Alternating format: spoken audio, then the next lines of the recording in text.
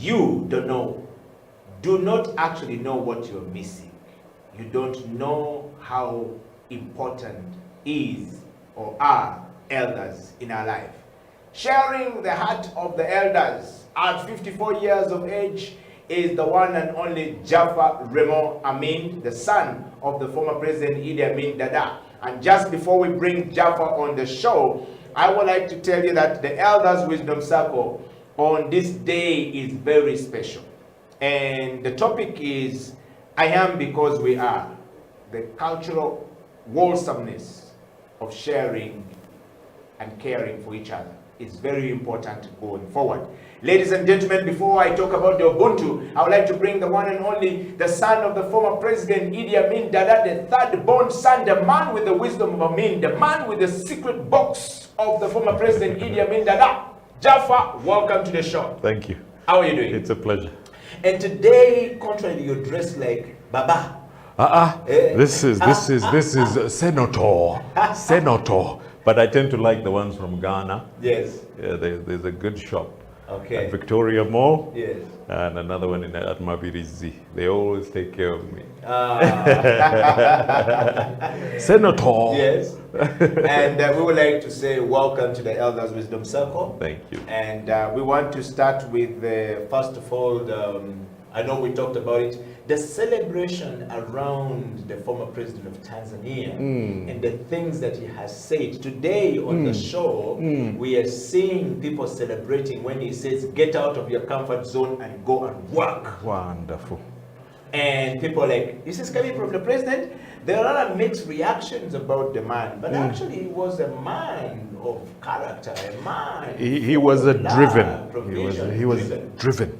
Yes. And the drivenness, we don't ask this for everyone, but he had been suffering for 25 years with a heart problem. Yeah.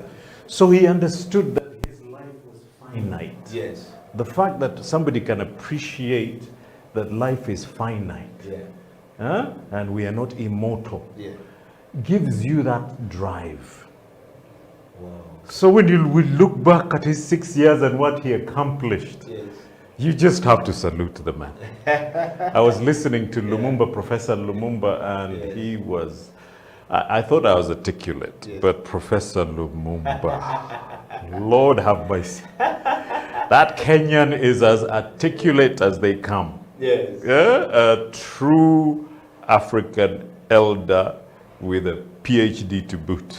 Wow. Well, Jaffa, I think that listening to all our elders and what has happened in Tanzania has been able to teach us a lot more. And if you're young and under the age of 40, 30, 25, 20, you need to be involved in the matters of our society, of our nation, going forward without having to insult the elders. You need to go to the elders and actually seek wisdom from the elders. And have a conversation with them.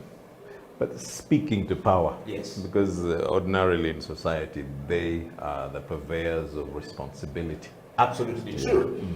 Jaffa today on the show, and everyone joining us from all across the world, we're live on Twitter, we're live on Facebook, we're live on our YouTube channel, and we would like to say thank you very much for being a part of the Elders Wisdom Circle, growing bigger and better every single day, touching lives all around us and bringing the healing of our elders to our generation all across the world. And to all our African brothers, the stories of elders in Kampala, in Uganda, in East Africa is the same in Ghana, is the same in West Africa, is the same in Central Republic, is the same in South Africa, is the same in North Africa. We must continue to be connected with the elders. I want to say this, Jaffa, that in the world today, Africa continues to remain the place with the preservative, true, authentic, preservative nature of nuclear family. Thank you very much. And Africa is still holding that mantle. The wholesomeness of the nuclear family is still holding in Africa.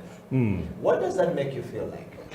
Very proud, very affectionate about it, and I refuse to make the mistake the missionaries tried to instill in us, whether Arab or European, of learning to hate thyself. That's why I gave that beginning.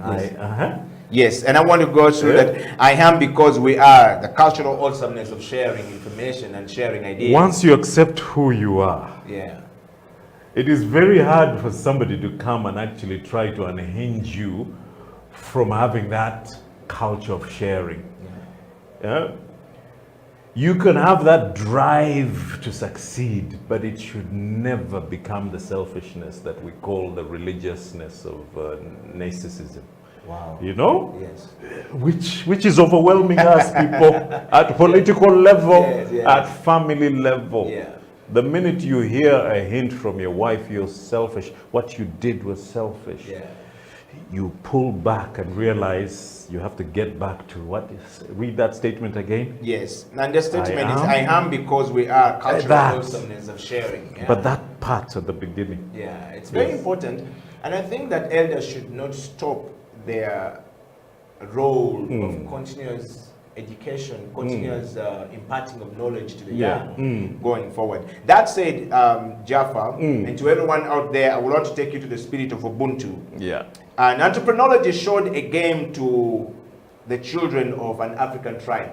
Once upon a time. Once upon a time, as he stated. And he placed a basket of delicious fruits near a tree trunk and told them, the first child to reach the tree will get the basket. In the spirit of competition. Yes. We always think competition is good, but listen. Including when he gave them the start signal. He was surprised that they were walking together holding hands until they reached the tree and shared the fruit. The unexpected. When they look at savages and they see an almost angelic, unexpected goodness, wholesomeness. Wow. That was the moment of truth. Yes. And when he asked them, why you did that when every one of you could get the basket only for him?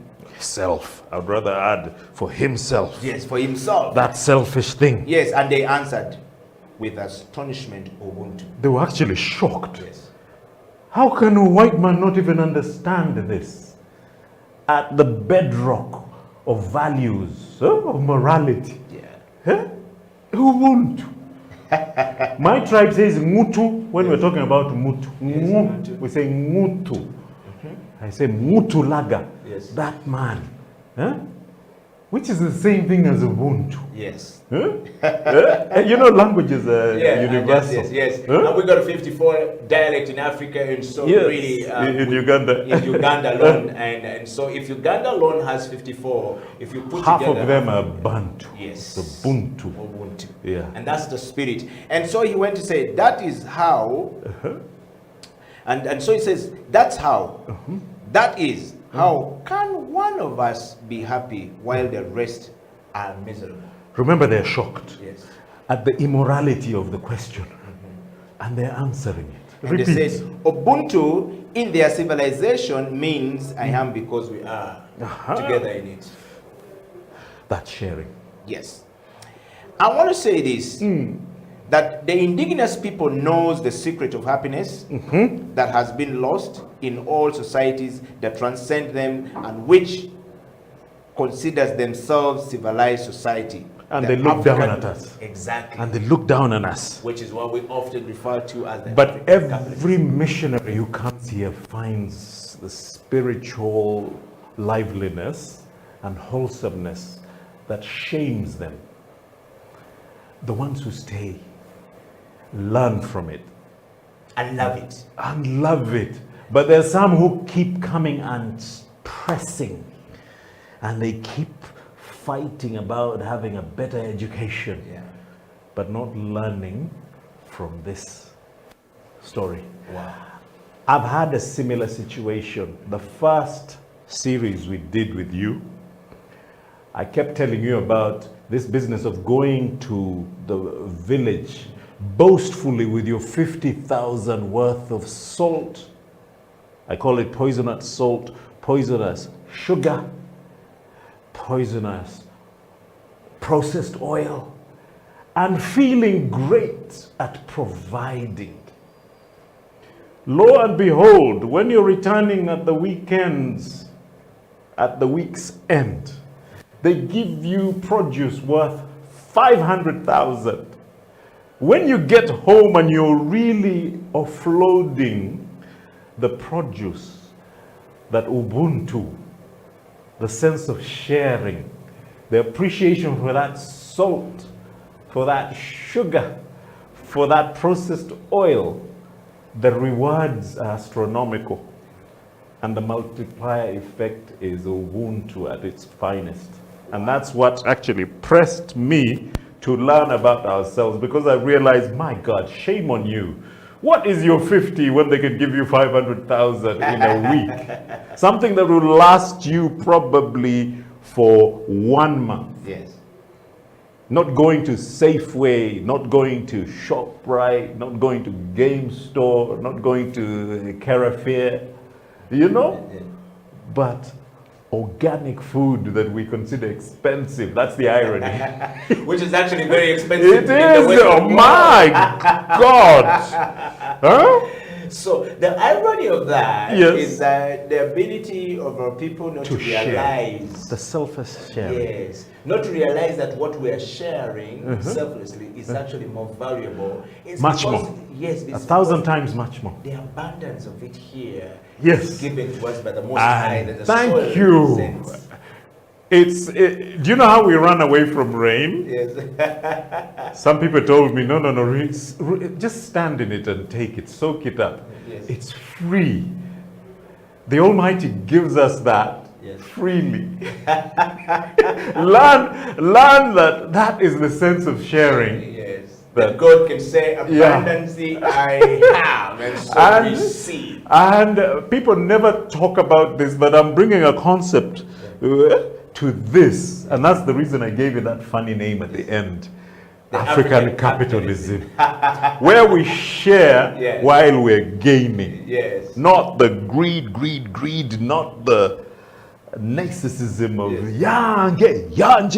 I was making people in the taxi laugh. I said the head of state wakes up and goes yanje, a fear of loss. Yes. Chimurumira, yange. You wake up a fear of loss.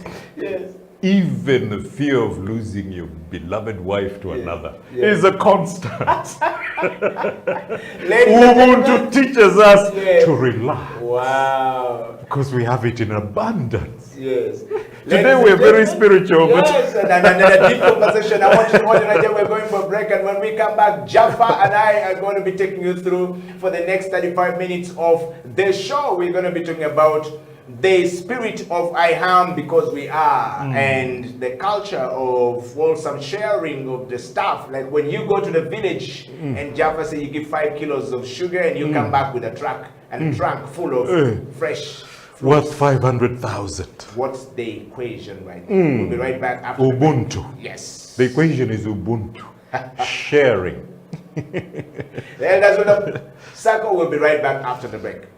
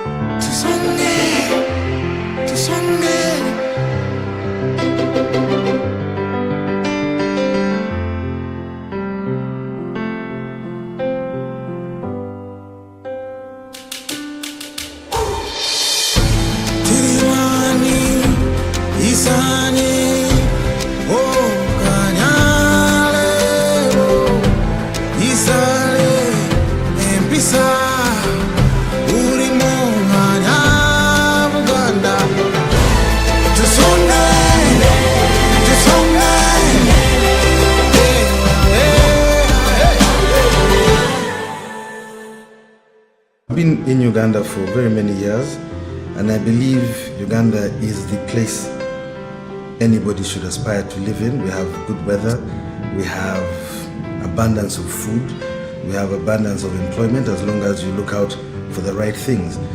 But Uganda has been hit in recent times with the stigma of greed, and it shows in everything that we read in the newspapers, it shows on television, it shows even when you're sitting down with people just trying to make ends meet. Everybody wants to bite off a piece that's bigger than what they deserve. That is Uganda's major problem in my eyes. If only we could curb the greed, if only we could share out that pie equally and of course responsibly, then we will be the best country on the planet. In the next 5 years, I really wish and hope that Ugandans can look at the bigger picture, can look at Uganda as a country, can look at their neighbors, their friends, and see that everybody needs equal opportunity.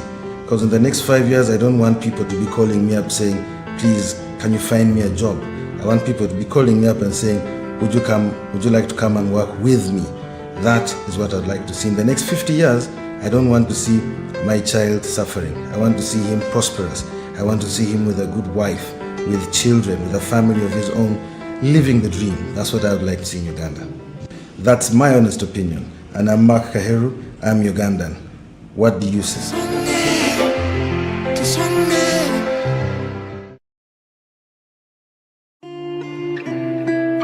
Young people at the moment are struggling to understand the older generation because times have changed. Technology has come in. They have moved on. Yes.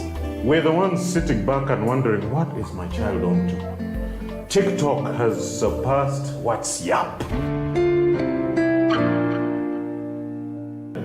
The other one I call, I never call it Facebook, it's Bookface.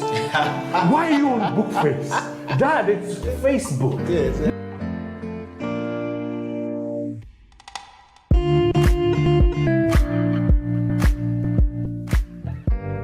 Me, I keep saying, I have a foot amongst the millennials. Yeah. And I understand the traditionalists. Okay. There's a song in the 60s, by the way, and in the 90s, 70s, where they're like, parents don't understand. Yes. Remember Prince? Yes. Prince.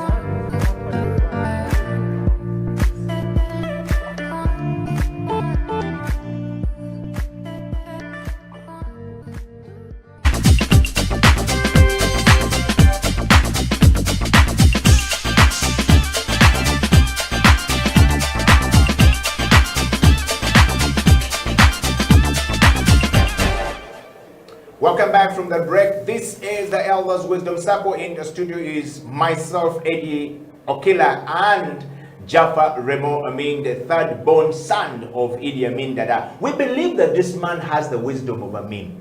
We also believe that Amin deposited some of his secrets, deep-seated secrets, on his third born son. Just like Jacob did it to Joseph at some point, and Joseph was the heir to the throne. Could this be the case in Amin's house? Jaffa, welcome back to the show. Thank you for that one. So we have to keep trying to break down the mystery behind Amin and you and the family of Amin with our 60 children. We don't know which one, but we seem to be guessing that you could be the Can I give something to that point? Yes, yes. I got pretty angry about our properties not coming back to us. Yes. And I was really becoming forceful and wanting to live the high life back in Kololo, you know? Yes. But he told me, De Malta Dunya, these are worldly things. He would say, this are worldly things. Yes. Do you know how that shames you back into your shell? You're going full throttle to become very demanding. You know, I call it the Biaffe syndrome. Yes. Demanding. But he was reminding me, these are worldly things. Wow.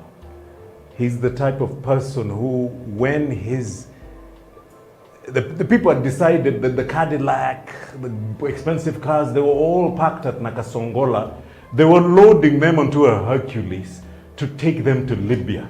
He finds out, he said, no. Take those cars out of there. Where are you taking them? Now, others would have loaded them up like the Gambian president. He loaded his cars to exile. He needed his Hummer. He needed his Rolls Royce. He needed things. So sometimes my selflessness becomes a hindrance because I learned from the best who learned to let go. Yes. Huh? That's it, Jaffa. And we want to discuss the issue of I am because we are.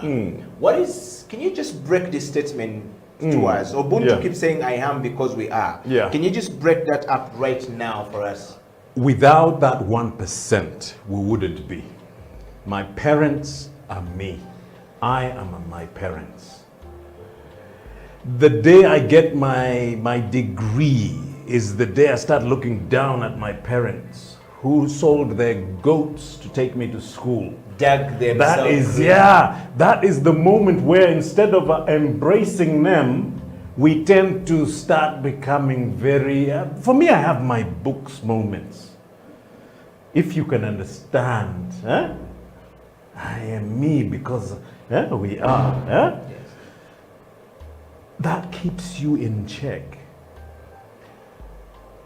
Me being told by my mother, you like your stepmothers, but I'm your mother. She was basically trying to say, they're classier than I am, but I am your mother. Yeah. Once I get my faith to another level, I shouldn't be acting like an Arab. I am forever African.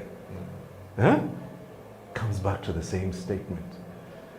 I've seen pastors who go for 2 weeks to America and they went to saying God, they come back saying God. 2 weeks of transformation. the day you forget who you are. The man of God. I'm like, what happened to Godi? God! Yes. Is he another person? Yes. No, we're talking about God. I'm like, you just went 2 weeks. Yeah, but you speak like British. Yes. For me, I'm American. God! Yes. I'm just trying to say that this statement is so important in identity. Please put that stop. Let's put that up there so that you guys can see it. It's I am because we are. Yeah. The cultural wholesomeness of sharing comes in you knowing who you are. Those children chasing the chicken just before you set off for Kampala, they bring it with all the, like Chicken George or Rambo. No, who's it? Sylvester Stallone as the boxer. Yes. Rocky chasing the chicken to get it for you so that Eddie gets it back to Kampala. That infinite sense of sharing comes from actually love and acceptance of who you are. Me, that's the reasoning behind that statement. Wow. Well, you had it. The story of I am because we are is quite a very important situation right there for us to be able to look into. Jaffa's just broken it up for us. Sometimes we don't understand the elders that you are now a university graduate, but your father sold goats, chicken, cows, rats, everything else to raise the money to take you to school. You are who you are today because of them. How much respect do we give to the elders? How much respect are you giving back to your father? That is the statement we have on the screen right there. Think about it. Think about the statement and say, before I abuse my father, my mother, that they don't wear good clothes or they don't dress well. Or they don't understand. They don't understand. They should know that they sold goats and cows. They cared enough for you. Yes, they dug so much so that their son and their daughter can have something. Me, that's the true meaning of sacrifice. Wow. And a mother's selfless love is the #1 form of that. They give everything. Jaffa, we want to hasten to the next one. The cultural wholesomeness of sharing. I use my word. I know everybody thinks about it. Yes. African capitalism. I'm tired of listening to capital socialism because they use it as a dirty word in the West. Yes. Yes. What we got from the Magufulis at the tail end of Nyerere's revolution was African socialism. But if China can transcend that and become a command capitalist, ours should be African capitalism, where we can share while earning from it. I wanted to, while you share that about the Africa, and then I want to bring this together. Most African countries today have closed their borders to their own fellow Africans. You need a visa to enter South Africa. But we're within, from moving from the eastern part of Africa to southern part of Africa, you need a visa. Just to enter Rwanda here, we will need a, Kenya here. We need a security vetting. Security vetting. Interpol. And yes, and everything, and a visa to enter. And I'm saying, where do we draw the line of this Ubuntu spirit that you're talking about? Have our elders stopped speaking to us to tell us, look, young men and young women? I feel that the leaders started clashing heads. It happened at a moment when, ironically, we had already given each and every person to get, how do you call it, kitambulisho. I don't know how Baganda call it, but the ID card. Yes. The ID card is so, not analog, it is so digital that you can just pass through every location in East Africa normally.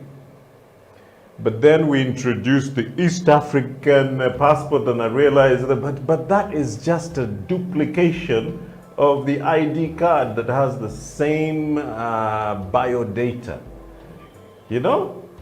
And we should be able to just use our ID card to cross over.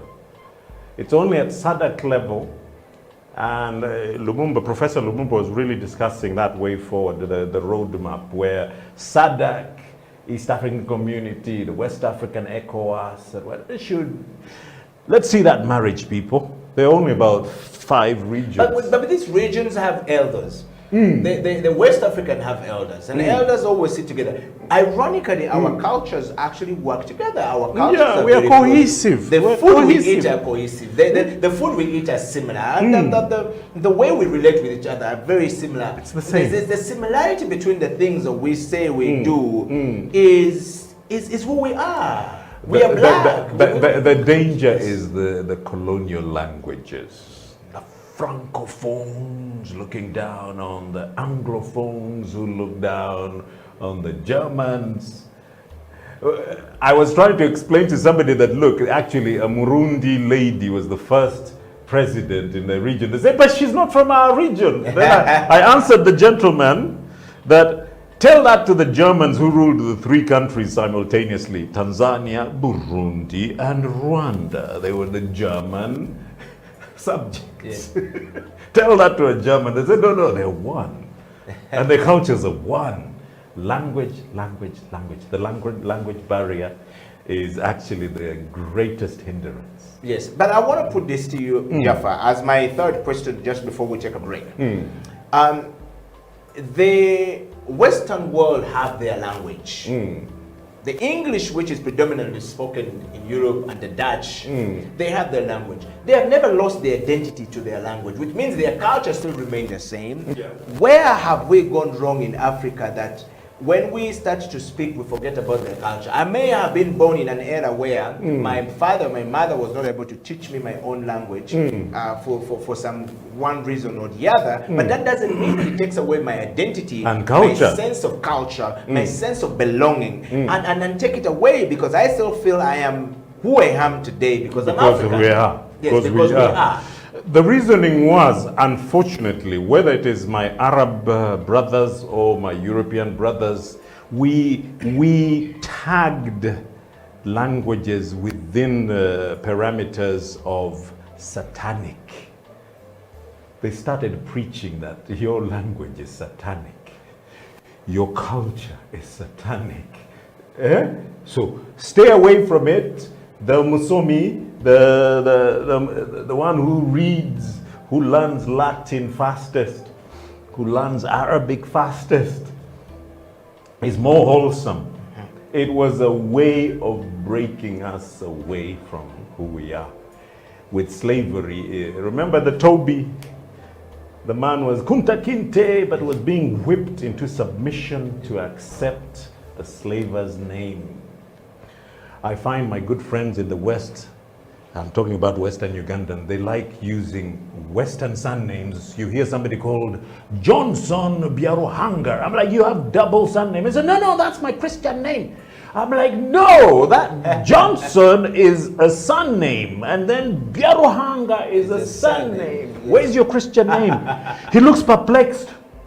Another one comes from the corner, I am Jackson Mwanga. Yeah. I'm like, oh my God, that is a Scandinavian name, son name, and here you're a Mwanga. What's going on? Where?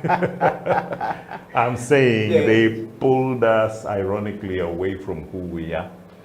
If somebody can get to that point of having a double son name. Yes, I think, well, I have the same, but I don't know whether I have the same name, but I have Okila. And I have Eddie, so... but Edward is a Christian. Yes. So I want to go to my friend Onyaito Deke and Idiwato Chom. Yes, change their names and want to show Pan-Africanists. The next one is Pastor Senpai. He says, I want to change my name from Sempa to Baba Gwanga. But his Sempa is perfect. Yes, Sempa. You Uganda. That one is a gere. Those ones came. Those ones are Banyoro. He said no. Royals are Banyoro. Royals are Banyoro. But his father is Royals.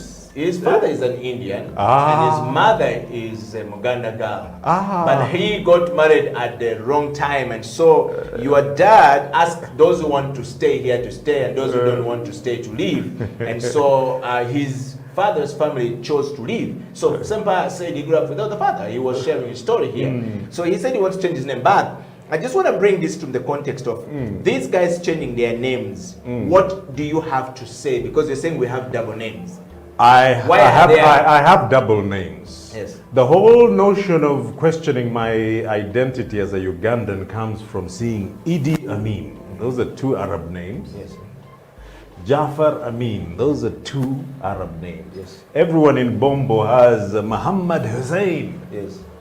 Until you quantify yourself as Remo. Yes. Dada. Alemi. Yes. My name is Remo. My father's name is Alemi. My grandfather's name is Dada. Yes. So I'm in a good place as Okila.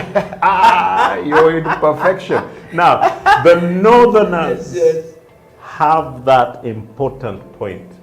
So-called Muslims from West Nile will always have that third name sitting in the middle, the balance. Yes. The Remo, Jafar Remo Amin. Yes. So my identity is sitting smack bang in the middle. Wow. Yeah. So how do you get your identity now to put it back from where? My point is, I don't want to hear people saying, "Don't use that that savage name," or "Don't use that that abominable name." Some people would. Somebody's saying, "Oh, my name is Jafar Ondoruma." What's your other name? Amin Ondoruma. No, out. No, there's some people.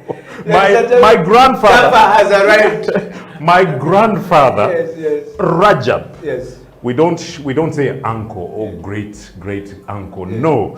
One father was called Rajab, the other one was called Amin. Yes. Every time my grandfather would wash ablution and get ready to go to the mosque on Friday like we did today, villagers will come and say, Yango! That's his name. Yango! He said, don't call me that savage, abominable name. He'd go back and take ablution.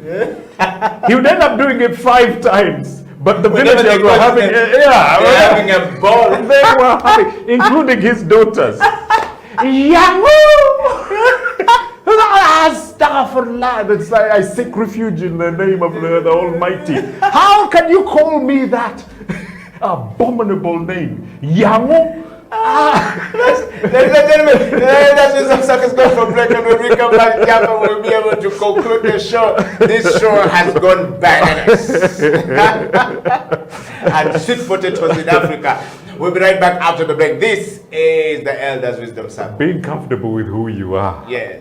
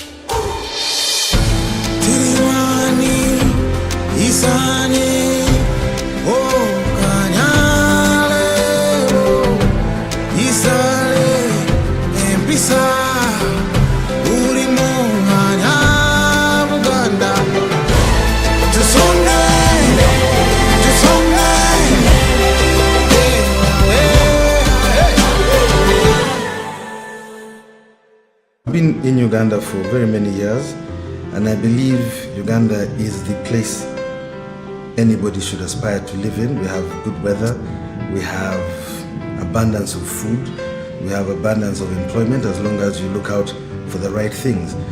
But Uganda has been hit in recent times with the stigma of greed, and it shows in everything that we read in the newspapers.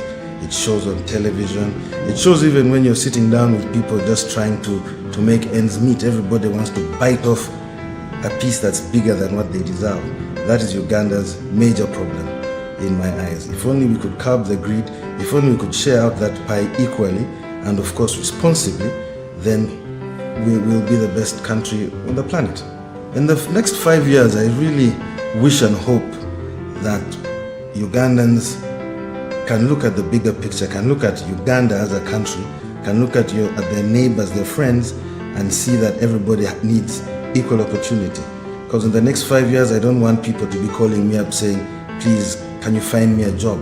I want people to be calling me up and saying, would you like to come and work with me? That is what I'd like to see. In the next 50 years, I don't want to see my child suffering. I want to see him prosperous. I want to see him with a good wife, with children, with a family of his own, living the dream. That's what I would like to see in Uganda. That's my honest opinion. And I'm Mark Kaheru, I'm Ugandan. What do you say?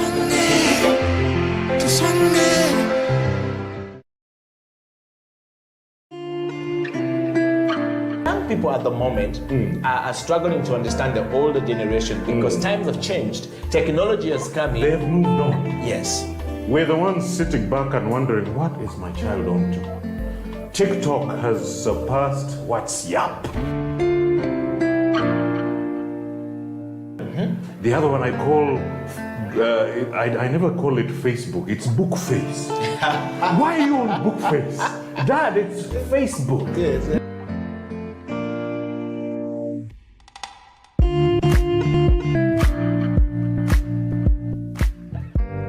Me, I keep saying, I have a foot amongst the millennials. Yeah. And I understand the traditionalists. Okay. There's a song in the 60s, by the way, and in the 90s, 70s, where they're like, parents don't understand. Yes. Remember Prince? Yes. Prince.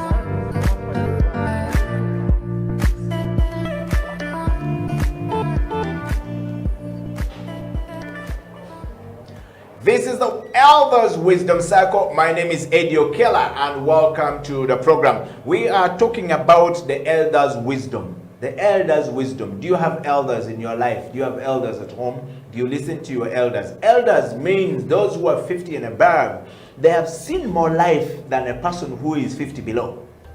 50 and above, even if they're 4 years like Jaffa, those experiences of 4 years are greater than the person who have not reached there even by a quarter of it, right? And so don't think that a 50-year-old is very young. No, 50 plus is an experience that needs to be shared with us. If somebody is older than you by 10 years, take time and listen to them. And listen to them carefully because the experiences they've been through in life are greater than yours, and they might save you from more trouble than good. All right? And so on this show, we tend to share some of the things. And today, Jaffa is talking about I am because we are. And that means that the name we have in Africa and the things we're going through in Africa is because our elders defined them for us. It's because the elders, those who came before us and left before us, have done something greater than we have not done ourselves. So we must learn from them and move forward. Therefore, the foray into the elders' life needs some really great insights. I would like to welcome Jaffa back on the show. Thank you. And Jaffa, we're going to hasten to the close, and I want to take you to the wisdom of our elders back in the days. Taught them how to survive when they go to hunt. And they hunted, came back, put the meat, roasted it, and kept the dry meat, not in the fridge, but in the granary. Yeah, and properly roasted. And always dried. wrapped inside the banana leaves or And put dried. in the pot and dried. Yeah. And they will pick it up. Now we're living in the eras of fridges, refrigeration, all right?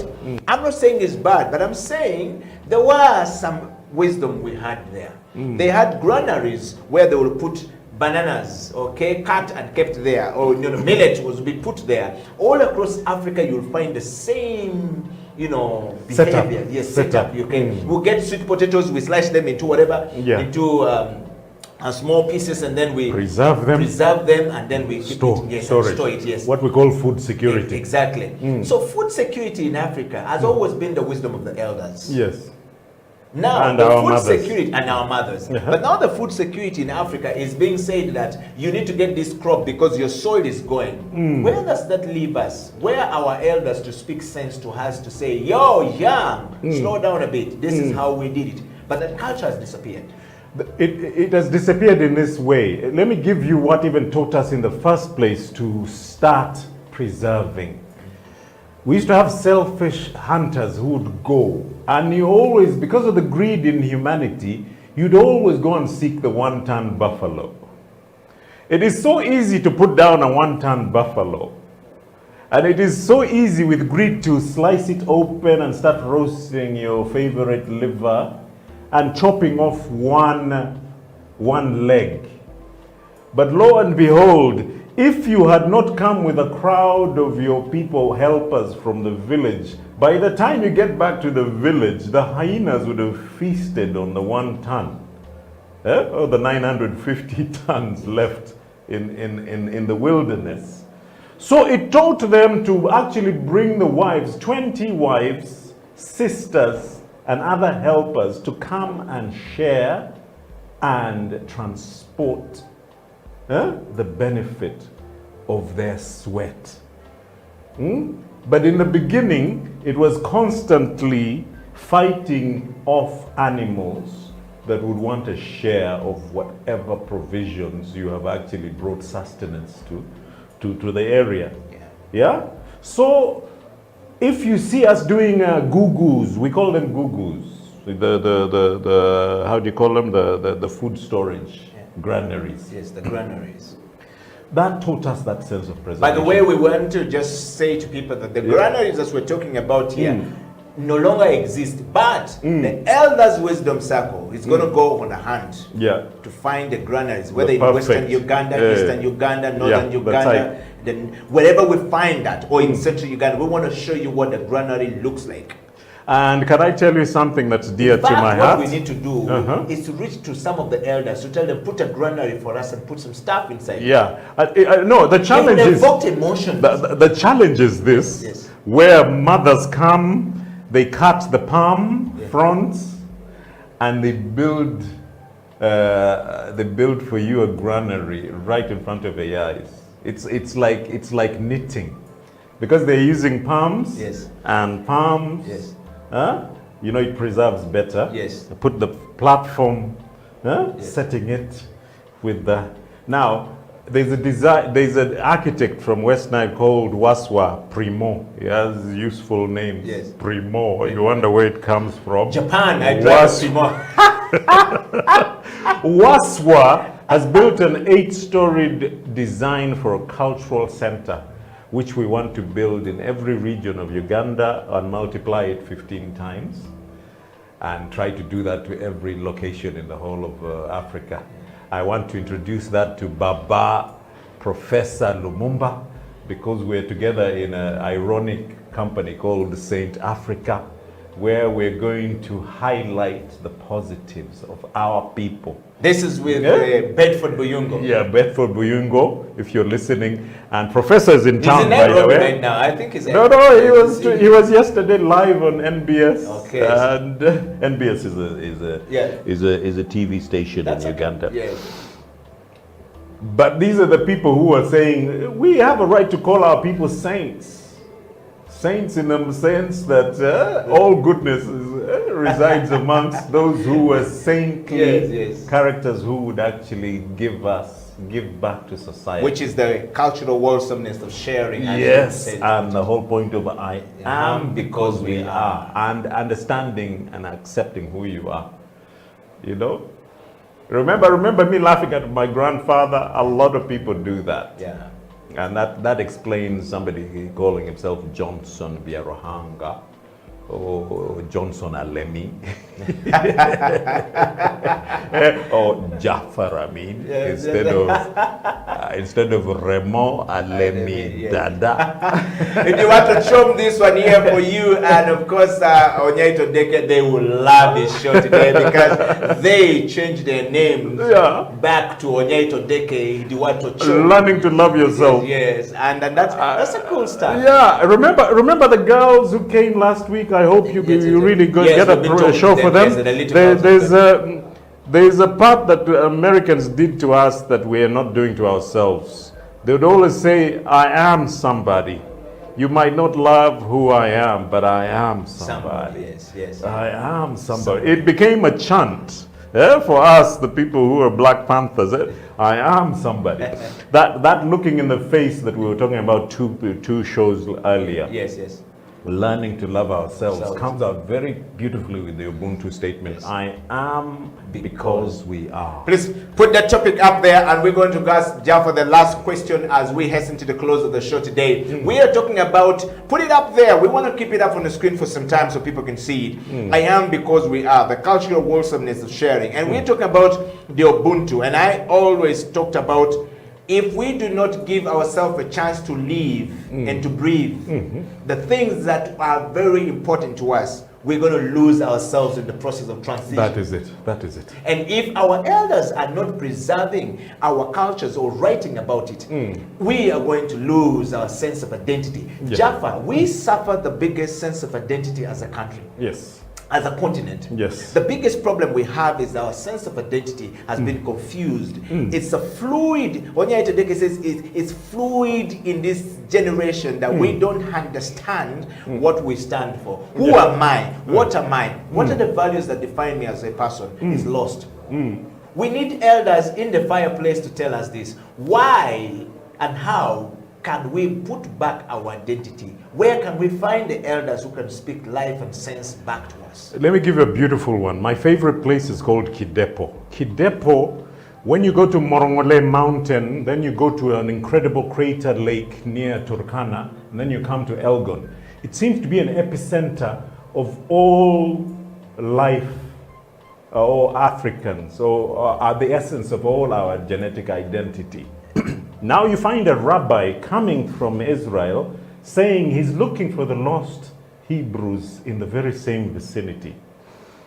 If somebody has spent his years in Igbo trying to be an Israelite, rather than understanding that they came from me, you will never settle in who you are. That explains me calling myself Jafar Amin. I'm too busy trying to be an Arab. But there's the wholesomeness of being a Muslim and a Christian.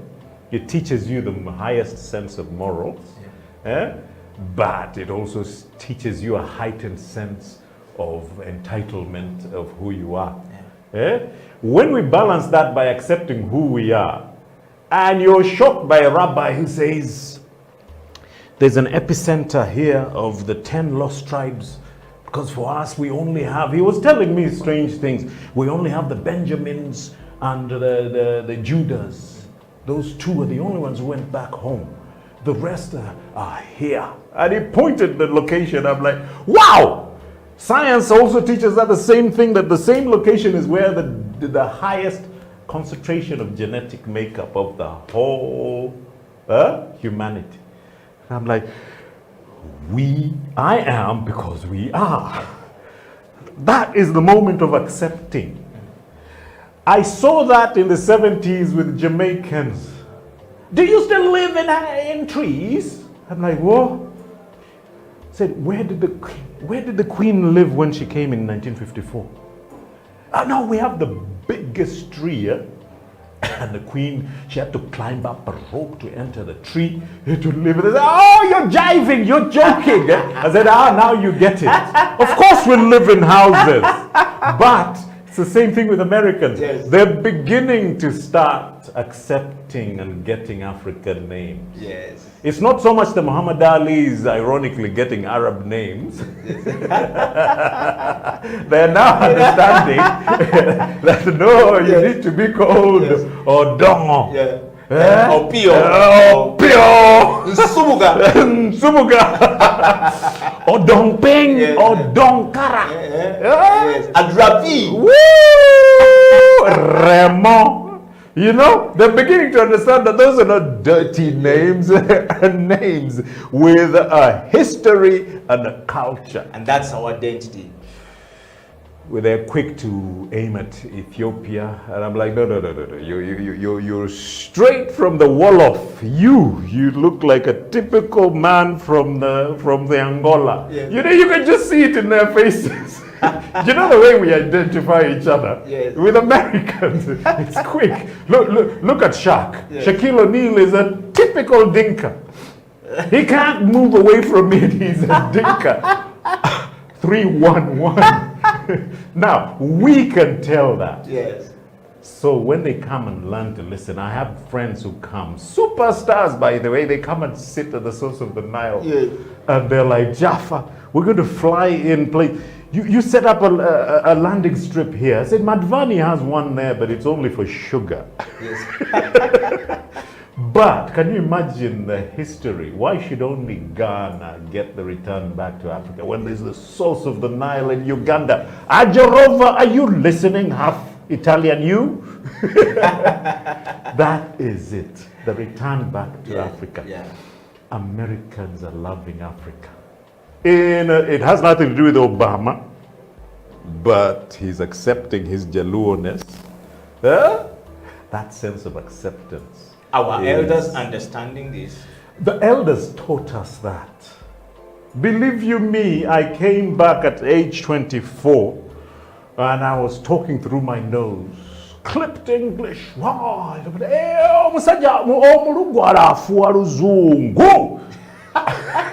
I had to put on the brakes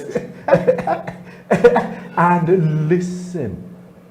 Well, that's how I learned to listen from 1990 to date at age 54. I shaved my beard yesterday. I got tired of looking old, but I'm not old. But why do you want to look young? You should No. Masulugo is good. No, it's my vibe. It's the wife is like, honey, you're making me look old. You have to listen. They say it with the eyes. By the way, they say it with the eyes. Jaffa? They say it with the eyes. We're going to bring the show to an end today. The show is going to end. The show is too much power, too much energy, and too much wisdom. But welcome to the show today. Thank you. And as always, the toast. If you want to get this cup from the Elders Wisdom Circle right here, you're going to write a comment to us. Of course, or write an email to us at houseoftalenttv@gmail.com, and we will be able to give you the cup. But tell us the comment. What have you learned from your elder? And we need Bedford and Professor Lumumba to get in on this. Ladies because and gentlemen, I was blown away for the first time I ever heard on a panel a man speaking for 3 minutes.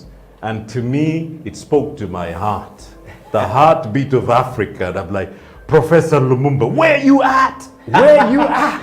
We're tossing and He getting out of the belongs. Elders He Wisdom belongs Circle, on the right? Yes, Elders it's Wisdom Circle. Circle. You might have to go to his place. Yes, to get him. We will find Professor Lumumba. No, and go of course, to his source. Yes, and we will always find all the elders. Ladies and Yeah. gentlemen, we've come to the end, and this is the Elders Wisdom Circle. We drink it out. Until next week, it's a wrap. Ubuntu. Ubuntu. Yes, and keep it safe and keep it Elders Wisdom Circle. Until then, it's a wrap. We're out.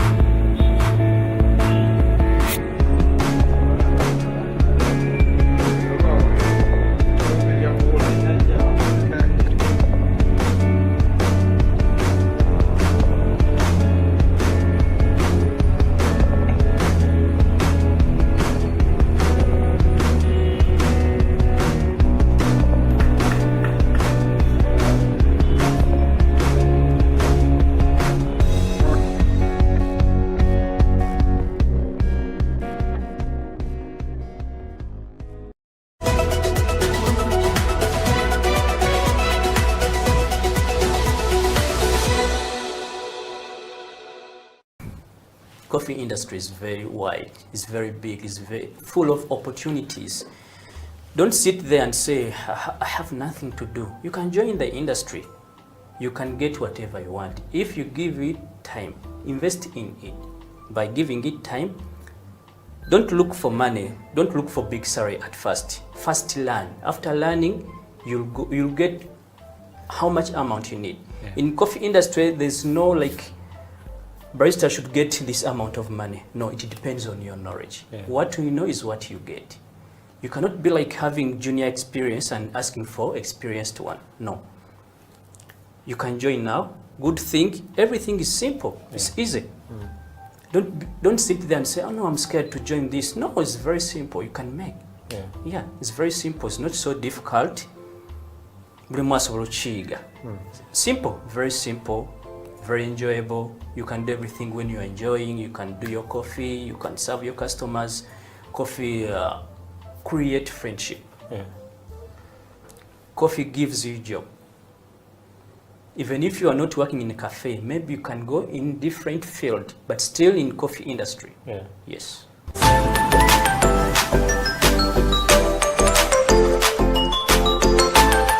Let's put up the camera.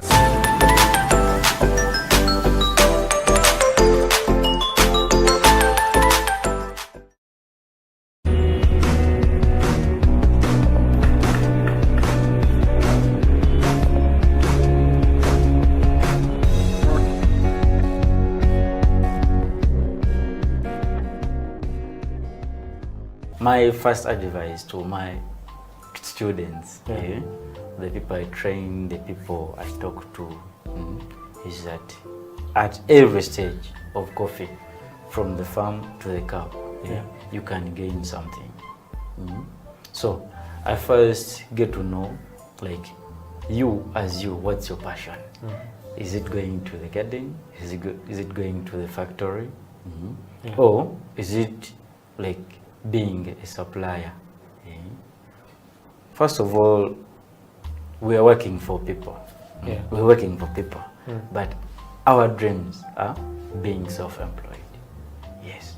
So in coffee, if I'm mentoring you, if like I want you to get something good, improve on your life, me, I can pass through roasting. I can teach you how, like I can teach you or train you the part of coffee roasting. So within that process, you like will be making some money somewhere. And where does that money comes from? You buy your coffee, you roast, you pack it, and you sell. Of course, there are many cafes that are opening. We have our organizations here in Uganda, like they are boosting up the consumption. We have business people that are starting up cafes, but there is that gap. There's that gap of supply. There's that gap of supply. Big companies are exporting, but we can also be the big company at our youth stage. We roast our coffee, we pack it, and we sell it. Let me take another example. You can be a good person in computer, graphic designing. So when I introduce that idea, you can plan the way of branding that coffee, how we can market that coffee. Yes.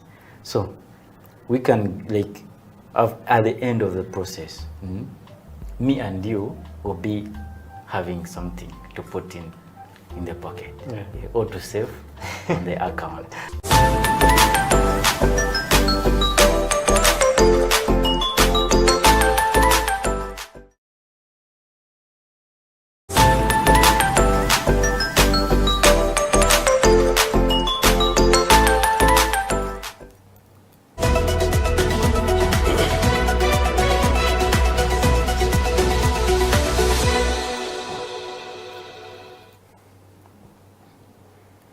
It's another good day to have coffee. Welcome to House of Talent Television. My name is Emmanuel Ateng.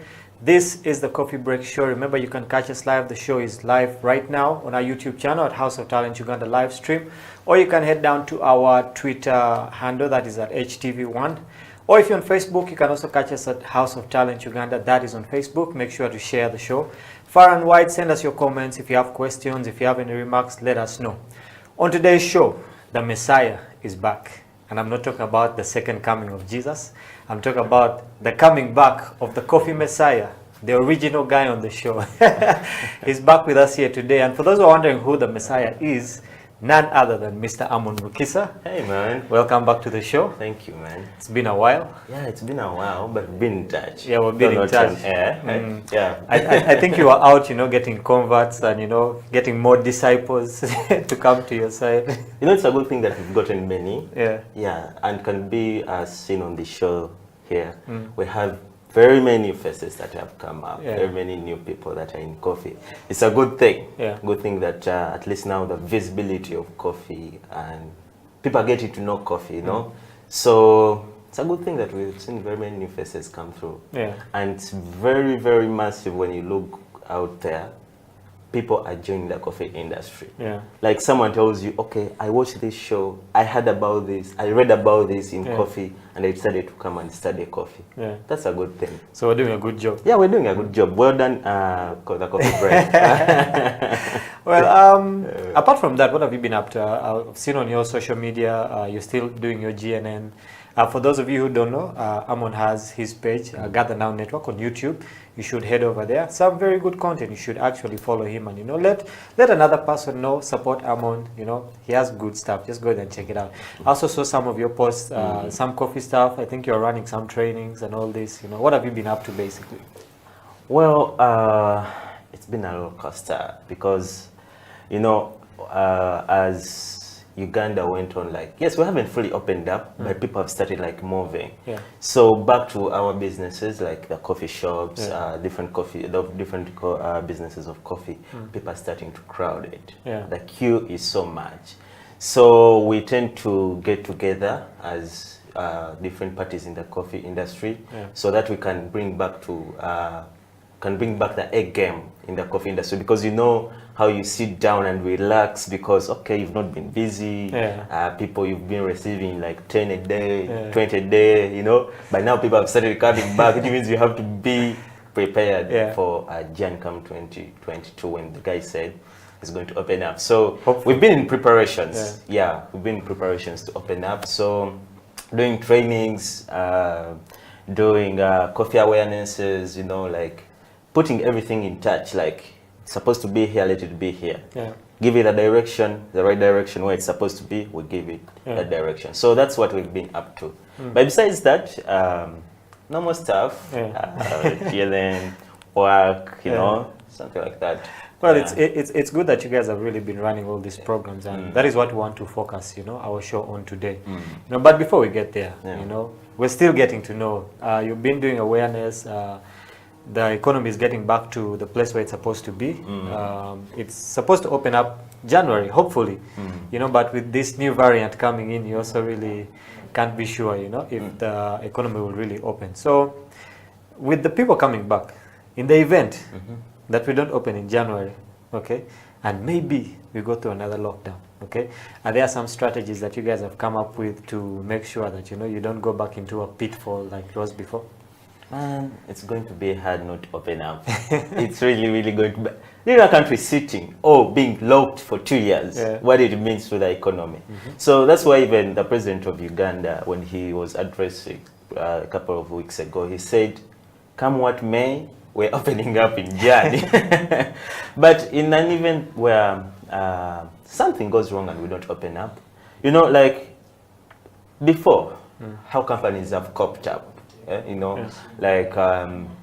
Through the use of food companies, through the use of the internet, to distribute their products, besides the beverages, but the products. Coffee has different products, as you know. But companies have adopted to that. I was having a conversation with a friend of mine and I told him, do you know there are various guys who are not going to let spaces come next year? They won't rent. Because they will realize, I've been paying over 10 million a month for this space, but I've been making over maybe 15 million or 20 million. And now you're telling me to rent a space whereby in a lockdown, at least I've achieved my 11 million. okay, so they will weigh the two options, and they're like, okay, why not? So it's going to be hard to see people grumble for spaces, grumble for what. So they will adopt to this internet because they have really mastered how it's being done. Actually, when you asked me at the beginning what we've been up to, like, we've been trying to see what new options can we have to market our different products of coffee. How can we use the internet very well? Because you can never understand the internet like fully. Even those who are like leads on the internet, they still go back and research, you know. So we've also been trying to do different researches, you know, getting curious about how best can we do this, how best can we market our coffee products, how best can we reach different audiences in the coffee industry. That's why, okay, a company I work with is Enduro Coffee. That's why you're seeing, besides the lockdown, Enduro Coffee is opening up various branches. You find yourself in Kapchora, there is a branch. In Buama, there is a branch. Around town, there are like over 3 branches that have opened up, and more are coming. So that's the kind of work that we've been like trying to do. So if we don't open up, it will be easy for us, because at least now we are next to our customers. You know, if you're around, maybe let me say Naria, if I have a branch around maybe Chiwatle, I can easily walk over there. Okay, my bike, you know. So instead of like coming from Cementi, going to Naria, that distance, even the coffee will get cold, or whatever product I'm transferring will get cold or bad, because coffee is a perishable good, you know that. So it's easy for us like to connect. The distance is not long. That's one way. But also, like I said, the use of the internet. The use of the internet. So we need to adopt to that, because people have realized that the internet can do more good than harm. Yeah, true. Yeah. Yeah, I was seeing in town, and just even here, just outside the studio, the juicer guys have decided to make, you know, mobile shops for coffee. Okay, so does Enduro have any plans of the same, or you guys are just sticking to, you know, permanent structures? Yes. Okay, now the spokesperson of Enduro right here. Yes, Enduro, you know, Enduro's vision is end child vulnerability globally through coffee and other related products by partnering with others. So Enduro Coffee, it doesn't have those stores or those juicers or those small bikes, no. But for it, what it did was, okay, how can we get through the community deep down by not going there as a bicycle or with a car or with a van, but we need to be in the community with them, physically with them, live with them, give them jobs, you know. So besides the Enduro Coffee Limited company, what they decided to do was, okay, I think I used the wrong word over there. What we decided to do, what we decided to do was, let's go to the community, and we started up the project called the Enduro Community Project. So this Enduro Community Project is all about like going down to the people, giving them jobs, but they have stalls in these communities. You'll find a stall in Kamocha, you find a stall in downtown Chisenyi, you'll find a stall in like those small communities. This is because not everyone can afford a cup of coffee at 10K or 12K. But this cup of coffee by Enduro Coffee Community Project, you find a cup of coffee at 1,500, but a good cup of coffee, not like the one they will take at 10K. So this is one of reaching out compared to, okay, I'm not trying to diminish this whole van projects. They are good because they improve or they increase coffee consumption in Uganda. But for us, we decided to do it that way because coffee is people. Instead of coming and go away, okay, I'm going to come and park here today, and you find me here with my van with an espresso machine doing coffee, and then tomorrow you find me in Chireka. No, first we're like, let's stay here, we live in people, given the fact that coffee is people. Interesting. It's actually good to see that we're using coffee to, you know, reach some people in the community. Do you have any examples or any stories of, you know, certain lives that have been changed? I know that you're always up and down in Kapchora here and there. So I know that you must have met some people or heard of some stories where people's lives were changed because of the work you guys are doing. If you could just share that with us. You know, I do trainings of different baristas that we get into. I don't do like outside trainings, but I do trainings of in-house. So when I'm called certain times to go and train or orient these people, the smile I see on their faces, the reactions I see when I'm interacting with them is so touching.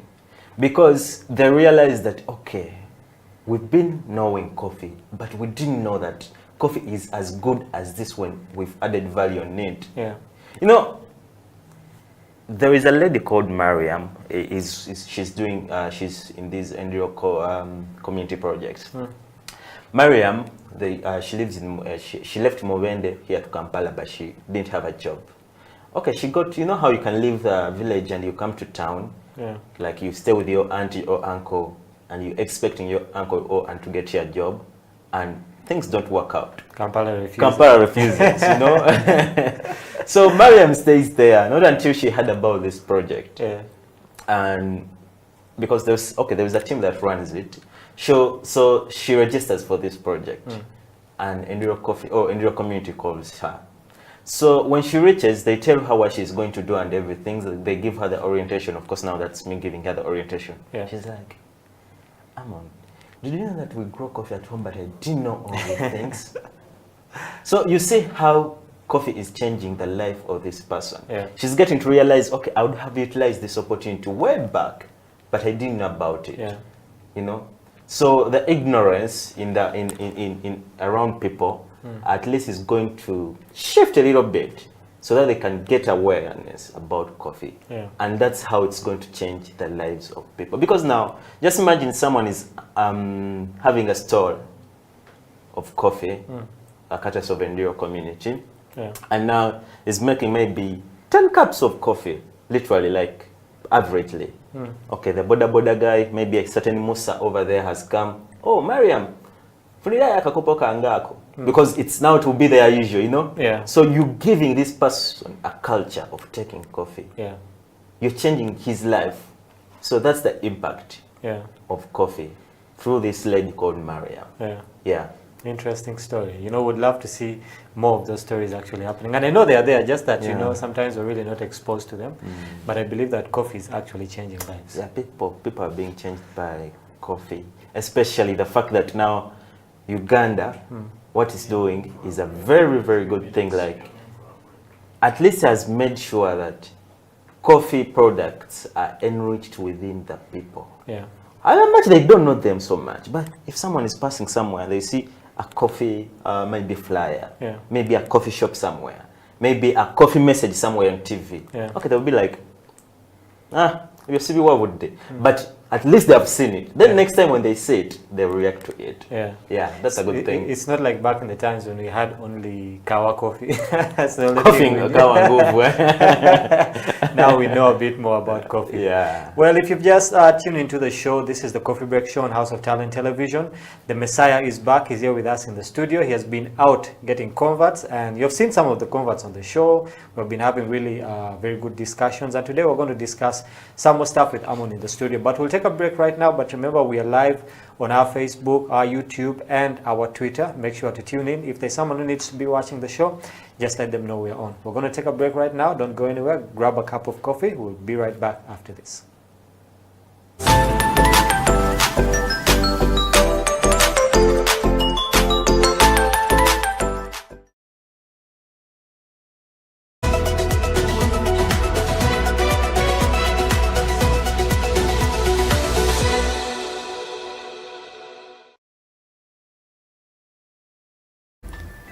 I think most female feel like being a barista is more of a male job, or being a farmer is a male thing, or being a quality controller. Yet they don't know that there are other perfect people that we are looking at. So we want to bring this gender equality into the coffee business. I would thank this the International Women Coffee Alliance. It has really done a very good job to encourage women into the coffee business. When you look at coffee farmers or coffee processors, most of them are women. When you look at the quality controllers, they say that women are the best coffee testers. Why? Because they're very subjected to spices when they're cooking. They get a lot of flowers from us. So they test a lot of things, ice cream, yogurt, sweets, what. So they are good cup testers. Yeah. Yes. So most of them should actually, you know, take opportunity. Yeah. I would actually encourage all the female to participate in the coffee business, whether owning a coffee shop, whether analyzing coffee, barista, farming. Yeah. We really need them.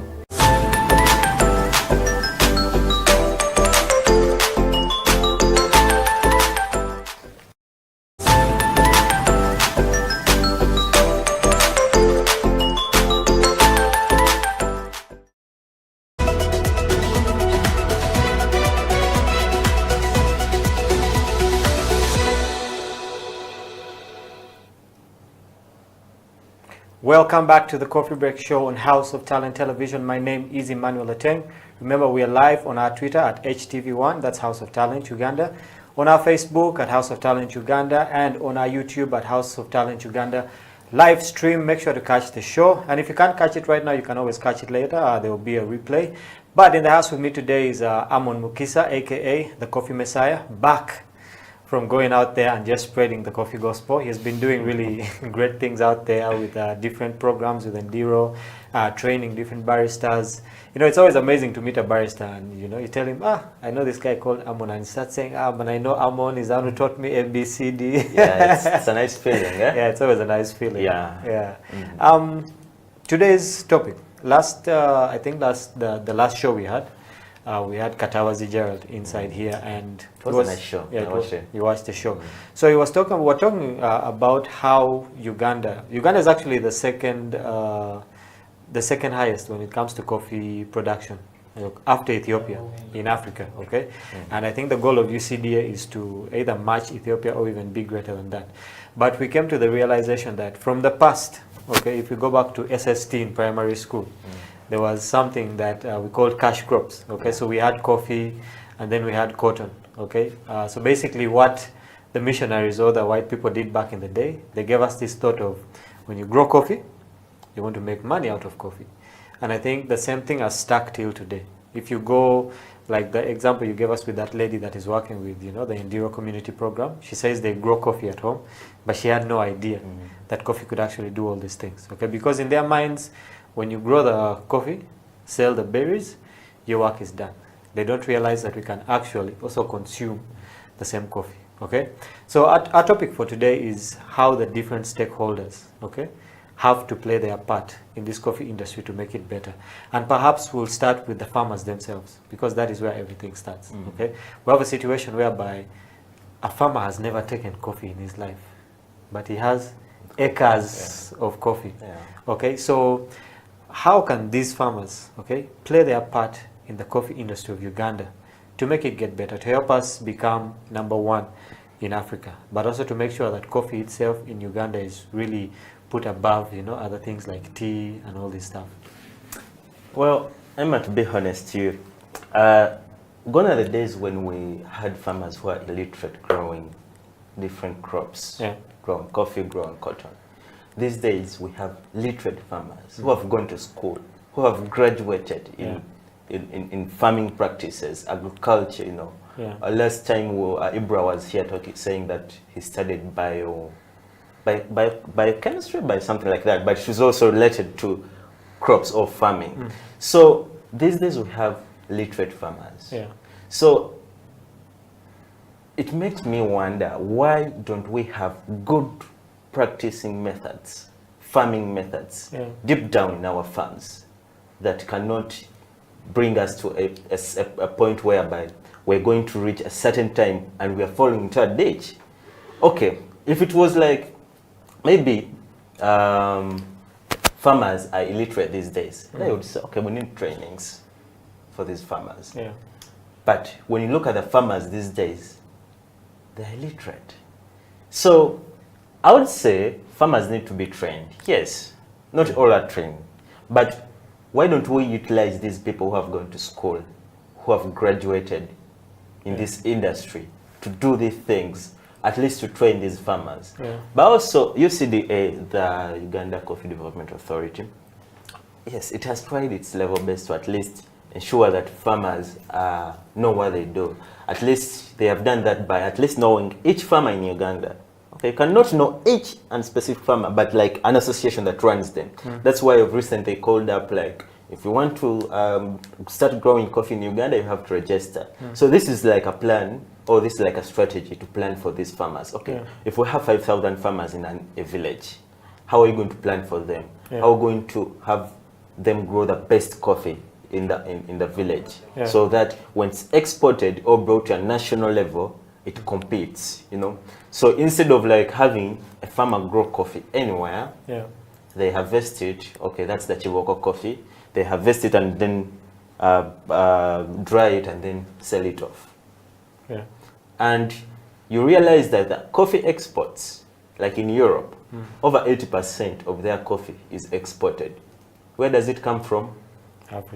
Africa, and maybe more other countries. But those other countries, maybe like Brazil, you find that if they're producing maybe 50 million bags of coffee a year, you find that maybe 50% of their coffee is consumed by the natives. So maybe they're exporting 50%. But for us, we're exporting 80 or 85%. And without added value on that coffee. So these are the things that farmers need to know. Okay, when I'm growing coffee, how can I improve its quality? How can I add a value on it? How can I get the best quality in these coffee cherries that I'm going to harvest? How can I space the coffee tree from the other, not to be affected? For example, I was watching the news yesterday. It's so bad. In Uganda, there is a pest, a crop pest that has attacked coffee trees. It starts from the root. So there's no way how you can see it on top that, okay, kana kamuli over this flower is being affected by this pest. But for it starts from the root. So you just see the plant dying. So it's so bad that it's happening. But if farmers know how to deal with this, at least maybe if I know that my coffee plant is maybe 8 meters or 12 meters away from the other coffee plant, if this pest attacks this coffee plant, the other at least it will take long when I realize it early now. So instead of like putting here a coffee tree and then you put the coffee tree next to each other. So such things, farmers need to know them, so that when they're doing this and it's exported, or it's harvested and then brought to the consumption part of it, we don't have a bad quality cup of coffee, or we don't have a bad quality type of coffee that's coming on market. Because at the end of it all, it will affect the overall consumption of coffee, or the overall coffee market in Uganda. So the mistake done by the farmer will affect the end result of the coffee consumption or the coffee chain. But the good thing done by the farmer, it will represent the good things, like at the end. 2 questions before we move on to the next category.